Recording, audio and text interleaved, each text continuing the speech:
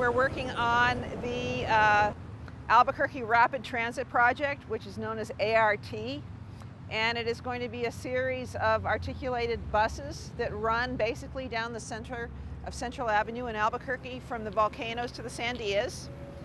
And there are going to be approximately 19 bus stops that go down that whole line.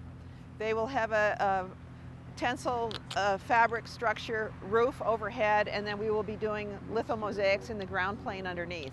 And the idea that we've come up with is that we're going to do the sort of under-recognized, under-celebrated, really wonderful and inspiring and mentoring kind of ancestors and people who have lived in Albuquerque or been inspired by it.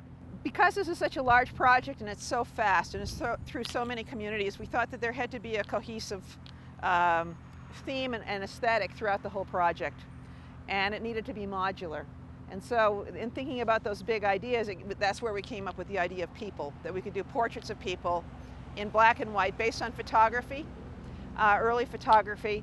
They'll actually be very large round medallions, probably 4 or 6 feet in diameter.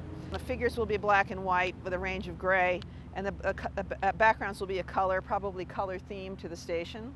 So the black and white gets really the essential look of the portraiture, and one of the things that we also consider is the surroundings. A big part of the platforms are the tensile structures. The tensile structure roofs are white. The structure itself are gray, holding up these big tensile structures. We also think that the black and white portraits are something that conjures up this idea of early Roman mosaics that you find 2,000 years later. They seem as fresh now as they did when they were put in. And they will be oriented towards the bus, so that when you're on the bus and you're not getting off at the stop, but you're looking out at the station, you will be able to see these portraits from the bus stop. What we're looking for is the essence of each of these individual faces.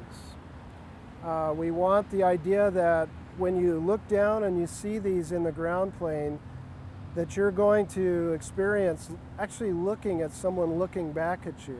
We are looking for those people who are under-recognized in the history of Albuquerque, and we're talking about going all the way back to the petroglyph maker or the Clovis point maker.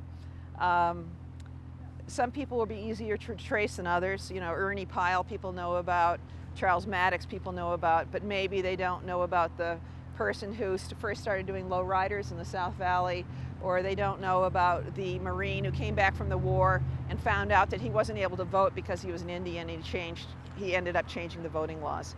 So those are the people we're looking for, the more under-recognized people. We don't want Tingley, we don't want George O'Keeffe.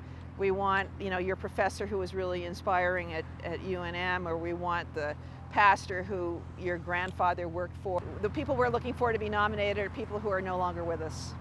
And so what we're looking for is for the public to send us via email the names of the people who you think are, you know, meet this criteria. And those names will be compiled by the city, and we will vet them pretty seriously to come up with a list of 70. It's important to me to get as much public input as possible, because that's what makes it be a rich experience for the public. If it's just me coming in and saying, well, I like, you know, A, B, and C, then there isn't the investment on the community's part to ride these buses and maintain these stations and have a dialogue with other people who are on the platform. So it's extremely important that the public be a strong part of this. I am assembling a group of people who I am working with to help me go over the list of names to make sure that we haven't left anybody out and that we haven't included anybody that seems to not make the mark. Albuquerque has a sense of amnesia about its past, and that's especially true that going forward into the future, how really important it is to look at the past, to see how these individuals have really been the embodiment of what we know as Albuquerque today. So I hope that the people will be entertained by the color and the imagery, but I also hope that they will be inspired by who they find out these people are.